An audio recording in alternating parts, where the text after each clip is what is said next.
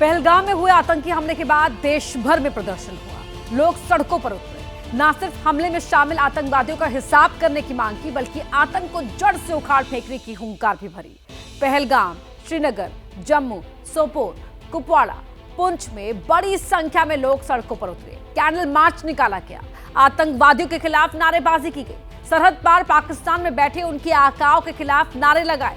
हर किसी के दिल में गम और गुस्सा है, क्योंकि जम्मू कश्मीर का हर बाशिंदा अच्छी तरह से जानता है कि आर्टिकल 370 हटने के बाद से जिस तरह से आतंकियों का सफाया हो रहा है, जिस तरह से कश्मीर हर गुजरते दिन के साथ तरक्की की सीढ़ियां चढ़ रहा है, अमन और चैन की मिसाल बना है, वो दशकों तक कश्मीर में दहशत फैलाने वाले आतंकियों को नागवार गुजर रहा है। और उसी बौखलाहट में आतंकियों ने बेकसूर टूरिस्ट को निशाना बनाया। उनके नाम पूछकर, धर्म जानकर और ये कंफर्म करने के बाद कि वो गैर मुस्लिम हैं, उन्हें गोलियों से भून दिया।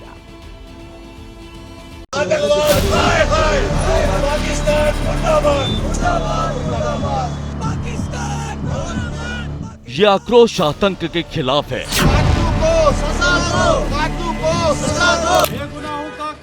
यह गुस्सा उन बुजदिल आतंकियों के खिलाफ है जिन्होंने बेकसूर और निहत्थे लोगों पर गोलियां बरसाई।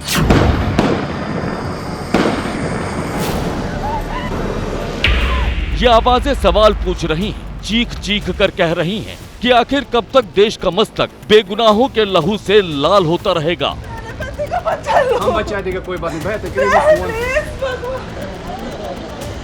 आखिर कब तक दहशतगर्दों की गोलियां बेगुनाहों को छलनी करती रहेंगी, क्योंकि ऐसा एक बार फिर हुआ है और पूरा देश टहल गया।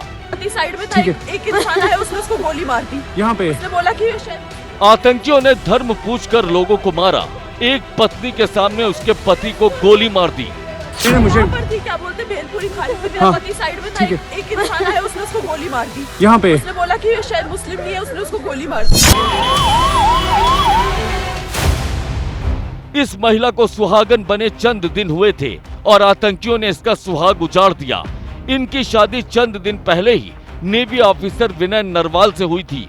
नेवी ऑफिसर विनय नरवाल हरियाणा के करनाल के रहने वाले थे। 19 अप्रैल को धूमधाम से शादी हुई थी। नेवी में बतौर लेफ्टिनेंट ये कोची में तैनात थे। साइड में था, एक इंसान है, उसने उसको गोली मार दी। यहाँ पे उसने बोला कि शायद मुस्लिम नहीं है, उसने उसको पहलगाम में कई बेकसूरों के बलि चढ़ाकर दहशतगर्दों की टोली ने खून की होली खेली। हम बचा देगा, कोई बात नहीं।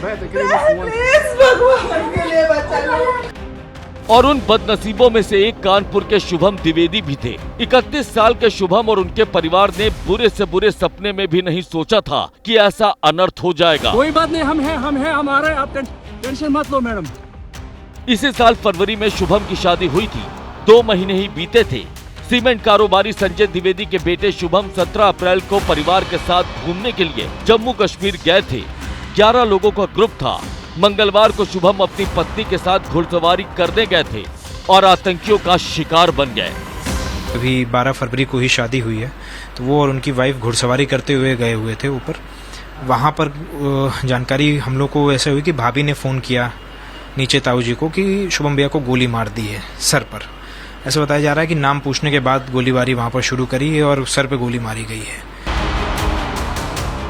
इस आतंकी हमले में जिन लोगों की जान गई, उनमें कर्नाटक के एक व्यक्ति भी शामिल है। ये तस्वीर शिवमोगा के कारोबारी मंजूनाथ की है। मंजूनाथ अपनी पत्नी के साथ पहलगाम घूमने आए हुए थे।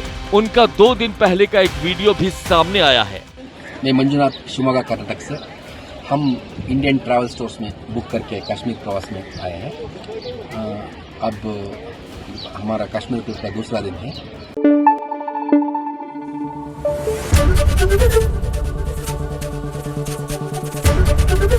एबीपी न्यूज आपको रखे आगे।